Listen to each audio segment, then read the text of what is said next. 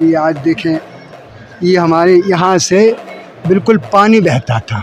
आज जो जितने सफ़ेद दाग दिखा रहे वो उसी थे। समाज हमें बैठा नहीं पाती कि जिसको हो गया है। तो हमने क्या सोचने लगे थे कि भगत जी इस हालात में हमें घर में, क्योंकि हमारे बाल बच्चों का संग था, अगर हम इस हालात में अगर घर में रहेंगे तो बेटा और बेटियों की शादी होना ये बड़ी मुश्किल थी।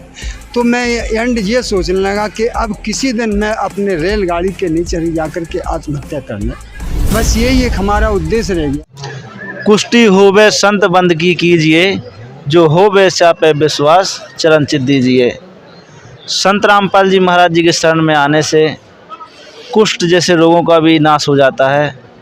यह हमारे सामने जीता जागता एक उदाहरण है। आपको रूबरू कराते हैं हम संत रामपाल जी महाराज जी के भक्तों के जो दुख थे वो सुखों में किस प्रकार से परिवर्तित हो गए हैं। नमस्कार सर। शुभ नाम क्या है आपका? भगत जी दास का नाम संतोष दास है। कहाँ से आए हो आप? उरई जिला जालौन। आप संत रामपाल जी महाराज जी से कब जुड़े? हम संत रामपाल जी महाराज से 2013 में। संत रामपाल जी महाराज जी से जो भगत जुड़ते हैं, कोई ना कोई कारण होता है, किसी को कोई दुख होता है, किसी को आर्थिक कोई समस्या होती है। आपको ऐसी क्या समस्या थी या कोई? हाँ भगत जी, समस्या हमें बहुत तंगड़ी थी। हमारे शरीर में हमारे कुष्ठ रोग लग गया था। जैसे प्रमाण के लिए आज देखें, ये हमारे यहाँ से बिल्कुल पानी बहता था। आज जो जितने सफ़ेद दाग दिखा रहे वो उसी का था। तो हम किसी के पास बैठ नहीं पाते थे भगत जी, इतने अपने आप में घृणित होते थे। समाज हमें बैठा नहीं पाती कि जिसको इसका शरीर खराब हो गया है।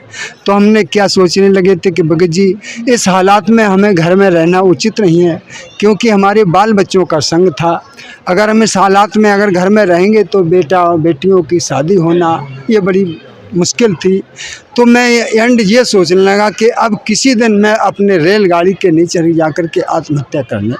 बस यही एक हमारा उद्देश्य रह गया था।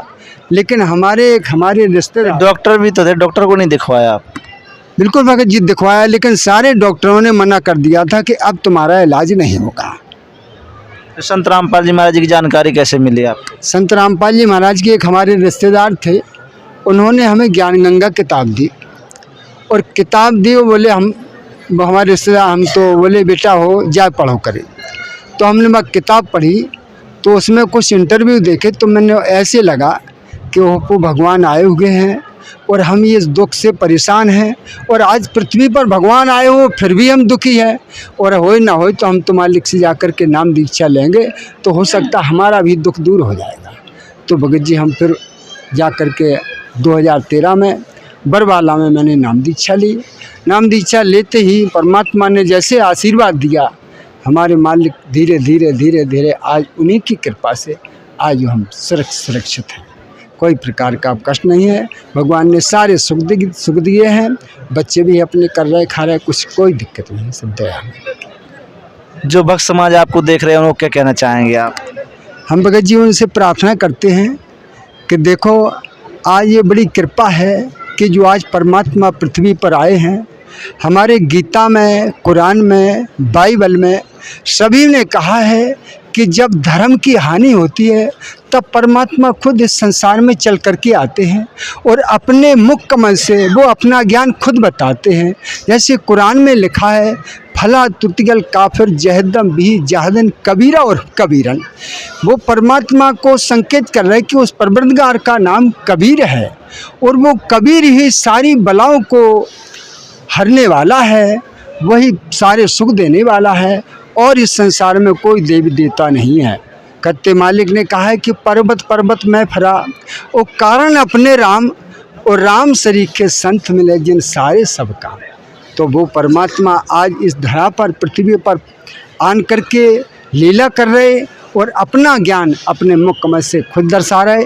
सभी भक्तात्माओं से, सभी जो दृश्य देखने वाले हैं, सबसे हाथ जोड़ के प्रार्थना है कि आज अपना सुख और अपने परिवार वालों का सुख चाहते हैं तो आएँ, संत रामपाल जी महाराज से नाम दीक्षा लें और अपने परिवार का सुख कल्याण करें।